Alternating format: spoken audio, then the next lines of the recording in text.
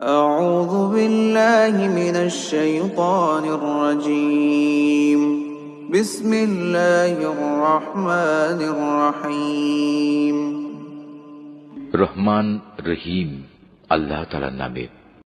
ألف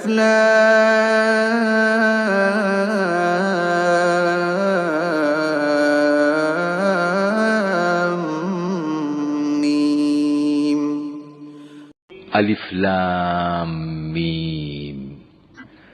أحسب الناس أن يتركوا أن يقولوا آمنا وهم لا يفتنون মানুষরা কি এটা মনে করে নিয়েছে তাদের শুধু এটুকু বলার কারণেই ছেড়ে দেয়া হবে যে আমরা ঈমান এনেছি এবং তাদের কোন রকম পরীক্ষা করা হবে না?